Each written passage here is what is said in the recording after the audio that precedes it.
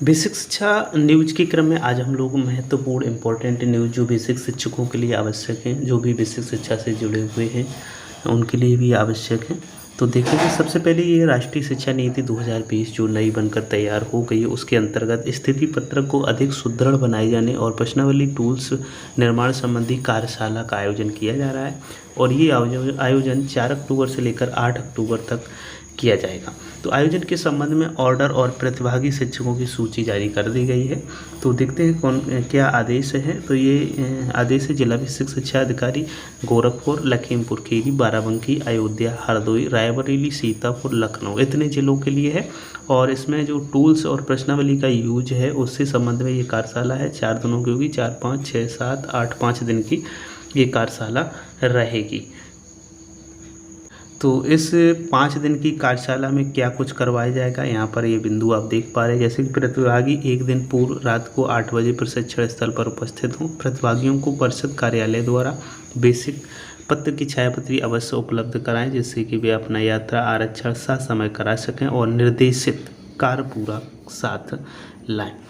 SCERT में प्रतिभाग करने वाले प्रतिभागियों की ठहरने की व्यवस्था SCERT के हॉस्टल में की गई है। प्रतिभागियों से हॉस्टल शुल्क नहीं लिया जाएगा।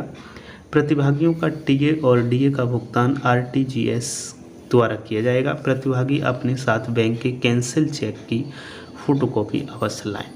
इसके बाद में आधार नंबर, पैन कार्ड और पेन ड्राइव अवश्य साथ लाएं।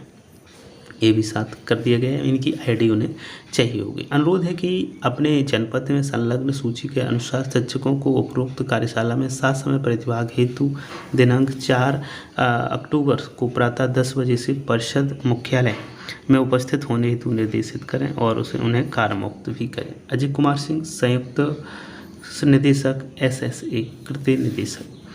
अब देखते हैं कौन कौन से शिक्षकों की सूची जारी की गई है। 12 नाम हैं इसमें। जिले हमने पहले ही बता दिए जिन जिलों से हमारे शिक्षक जाएंगे।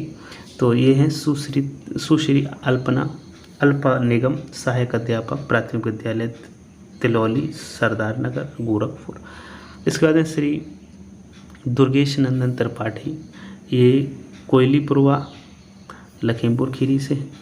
श्री दिनेश कुमार वर्मा जी, ये उच्च प्राथमिक विद्यालय कोपवा, ब्लॉक सिद्धौर, बाराबंकी से। सुश्री वैशाली गुलसिया, ये उच्च प्राथमिक विद्यालय बंकी से हैं, बाराबंकी। श्री मनीष देव, प्रधानाध्यापक हैं, प्राथमिक विद्यालय रूरू खास अंग्रेजी माध्यम के हैं, अयोध्या से। डॉक्टर अंबिकेश त्रिपाठी, ये उच्च प्राथमिक विद्यालय तमकीनगंज से हैं, अयोध्या से ही। श्रीमती जैतून जिया, सहायक अध्यापक, ये उच्च प्राथमिक विद्यालय गाजू, ब्लॉक कछौना, हरदोई से हैं।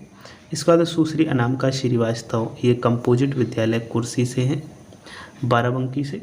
और इसके बाद में श्री मयंक त्रिवेदी जी, प्राथमिक विद्यालय कुतुब बरेंदा, रायबरेली से हैं। श्री शिवम श्रीवास्तव, सहायक अध्यापक, ये प्राथमिक विद्यालय अमृता पथेली, विकासखंड मोहम्मदी, लखीमपुर खीरी से हैं। इसके बाद में नवनीत कुमार श्रीवास्तव, ये सीतापुर से हैं। और श्रीमती मीना विश्वकर्मा, ये लखनऊ से हैं। तो इस प्रकार से इन शिक्षकों को प्रतिभाग करना है, उनके संबंध में आदेश जारी कर दिए गए। अगली न्यूज है ऐसे शिक्षक साथी जिन्होंने 17 और 18 सितंबर को मानव संपदा पर पोर्टल पर अवकाश लिए के बारे में महत्वपूर्ण जानकारी। तो ये अति आवश्यक है सभी को जानना, क्योंकि ऐसे अध्यापक जिन्होंने 17-18 को पहले से ही अवकाश ले रखा था, जबकि वहाँ पर छुट्टी बाद में घोषित की गई है, तो उन्होंने अवकाश ले रखा है। तो इसके लिए अब उनको क्या करना है, पूरी न्यूज़ देखिएगा, क्योंकि ये वीडियो बहुत इंपॉर्टेंट है। इसमें जो भी न्यूज़ है सभी इंपॉर्टेंट शामिल की गई हैं।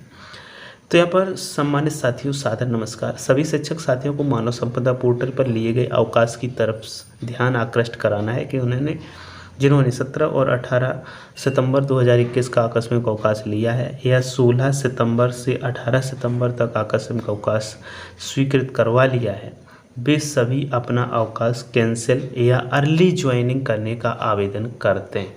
जिन्होंने 16 सितंबर 2021 से 2 या 3 दिन का आकस्मिक अवकाश लिया है, वे अर्ली ज्वाइनिंग करें। जिन्होंने 16 से लिया है, कारण है कि एक दिन तो उनका 16 वाला मान हो जाएगा, लेकिन 17-18 में अवकाश घोषित किया गया है, इसलिए वो अर्ली ज्वाइनिंग डाल दें और ऐसा करने से आपके आकस्मिक अवकाश बच जाएंगे। अन्यथा आपके आकस्मिक अवकाश पोर्टल पर अंकित होने के कारण उपभोग किए हुए माने जाएंगे। अपने आकस्मिक अवकाश बचाने हेतु ये कार्य अविलंब करें। तो साफ साफ निर्देशित यहाँ पर कर दिया गया है कि ऐसा कार्य जरूर कर लें। फिर भी यदि कोई समस्या इसमें है तो आप हमें कमेंट करिएगा, हम आपको बताने की कोशिश करेंगे। जिनका अवकाश अप्रूव हो चुका है वह कैंसिल नहीं कर सकते हैं, केवल अर्ली ज्वाइनिंग भेज सकते हैं। निर्भय सिंह, सहायक अध्यापक, बाराबंकी। तो इन्होंने ये इन्फॉर्मेशन दी है, वो बिल्कुल करेक्ट इन्फॉर्मेशन दी है। इसका उपयोग हमारे शिक्षक साथी कर सकते हैं। चलते नेक्स्ट न्यूज लेते हैं। परिषदीय विद्यालयों में कार्यरत शिक्षकों एवं कर्मचारियों के लिए ऑनलाइन अवकाश हेतु प्रार्थना पत्र का प्रारूप। जो ऑनलाइन अवकाश लेते हैं उनके लिए प्रार्थना पत्र का जो प्रारूप है वो इस टाइप से होना चाहिए।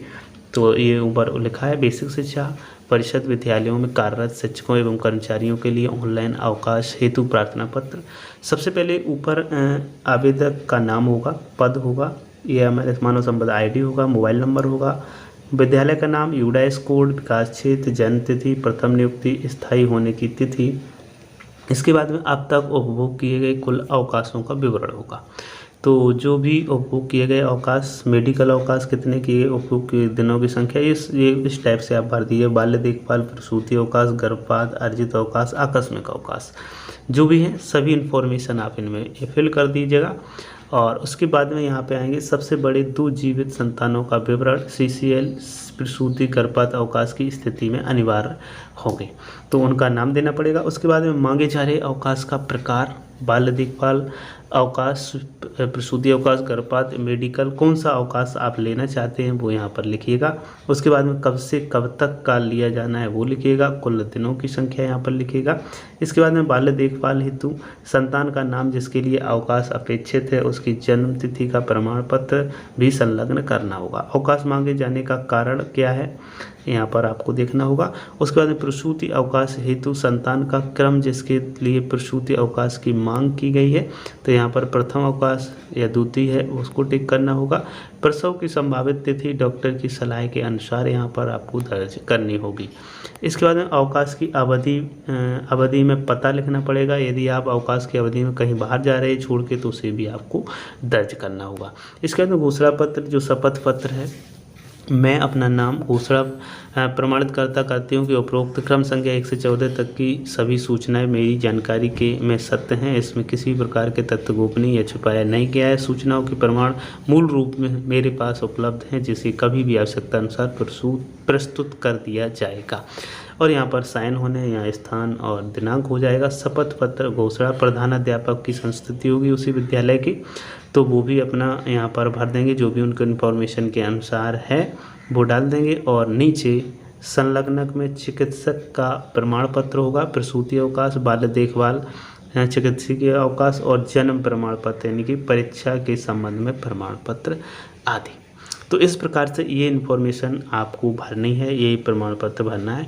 और जनरली ये जो एप्लीकेशन है ये किसके लिए मान्य होता है, कब मान्य होता है, या कब इसकी ज़रूरत पड़ती है, हम आपको बताना चाहेंगे कि इसकी जो आवश्यकता पड़ती है जनरली CCL है, मेडिकल लीव है, उसके लिए पड़ती है। ये आप यदि मेरे ग्रुप में जुड़े हैं तो हम अपने ग्रुप में जो व्हाट्सएप ग्रुप हमारे 3 बने हुए हैं उसमें शेयर कर देंगे, साथ ही हमारे जो टेलीग्राम ग्रुप है उस पर भी इसे शेयर कर देंगे।